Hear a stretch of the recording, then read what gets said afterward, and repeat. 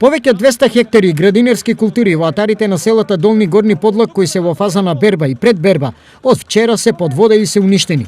Целогодишната мака на 200 семејства во двете села остана во калта од дождовите, а земјоделците ги натера на оче и револт. Ние сме сега доведени во очена ситуација. Имаме вложено се од нас. Требаше за 15-20 дена да почне бербата на пиперот, а пиперот беше во солидна, да не речам, турбо кондиција и требаше и сега дождот ни направи проблеми. Во не може, не е за продажба, во не може да издржи самата температура, ако ќе и да се повлече водата, тоа ќе се свари. Ќе се суши и готово. Тетата е непроценета, уништено е 100% се. Тие површини, највеќе застапени на тие површини е пиперот, потоа пченка има се луцерка, граф. Иако во прашање се големи и досега невидени количини на врнежи во август, според овие луѓе, не природата, туку друг е виновен за нивната катастрофа. Сами гледате дека ово е више само уништувачко за нас. Значи, кривица не бараме во никој, сакаме само помош од државата, од општината, на терен да излезат, да видат каква е ситуацијата и да прифатат дека оваа вода не е од дождот, туку од изливање на неколку речни канали.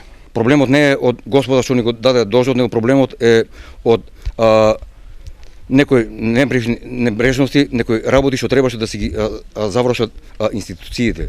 Екипата на телевизија Стар беше на лице место до уништените посеви, каде се стигнува само со трактор. Тука гледката нималку пријатна. Наместо пипер, вода за чините со очај, кај оние чиј труд, токму водата деновиве им го однесе во неврат. На што личи ово не бива више ништо. Од што ќе изрегистрираме ние, а и пазарот ќе осете поскапи цени. 100% затоа што ќе нема берекет. На пазарот нема што да се изложи. Барате помош? Помош бараме да се прогласи елементарни непогоди, друг спас нема. Големите штети и незадоволството беа причина за ургентен разговор со првиот човек на земјоделието, министерот Трајан Димковски. Ова е голема штета за земјоделците од двете села, но во случајов не министерството, туку општината е таа каде земјоделците треба да се обратат за да бидат обезштетени. Појасни Димковски.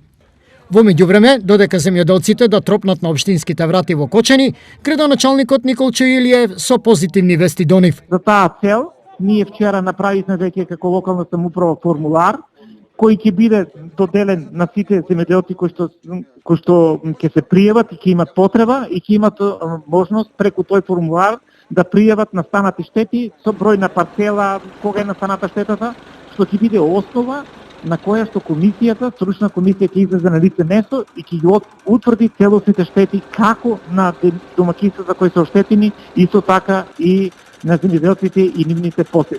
Периодот кој следи ќе биде време за санирање на штетите. Итноста од реализација на соодветни решенија е неопходна, бидејќи се работи за екзистенцијален проблем кај земјоделците од овој дел на истокот. Затоа кочанскиот градоначалник во изјавата за телевизија Стар денеска ја најави работната средба со засегнатите земјоделци од спомнатите две села. Истата ќе се одржи во понеделник во 10 часот во неговиот кабинет.